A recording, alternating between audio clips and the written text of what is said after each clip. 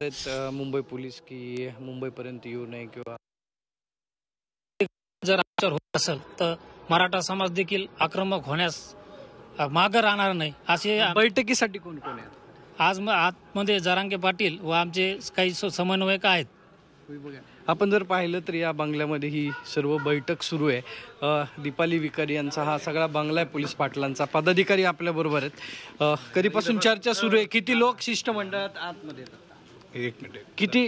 किती लोक शिष्टमंडळात आहे? चर्चा सुरू आहे. चर्चा सुरू अजून संभाजीनगरचे विभागीय आयुक्त मधुकरराजे आर्दड हे त्यांच्यासोबत चर्चा करण्यासाठी आलेले आहेत.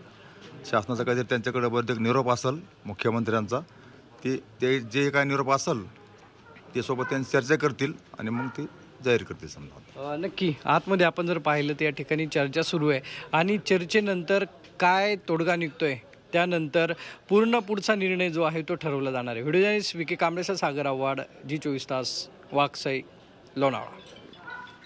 तर लोणावळ्यामधून ही अपडेट घडामोड आपल्यापर्यंत पोहोचली. लोणावळ्यामध्ये थांबण्याच्या सूचना सध्या सभेच्या ठिकाणी करण्यात येत आहेत. छत्रपती संभाजीनगरचे विभागीय आयुक्त या ठिकाणी पोहोचलेत आणि मनोज जरांगे यांची मनधरणी करण्याचे प्रयत्न करत आहेत. मुख्यमंत्र्यांचा बहुधा निरोप घेऊन देखील ते आलेले आहेत अशा प्रकारची माहिती कळते. त्यामुळे आज सध्या या ठिकाणी महत्त्वाची बैठक सुरू आहे. या बैठकीकडे G24 तास लक्ष आहे.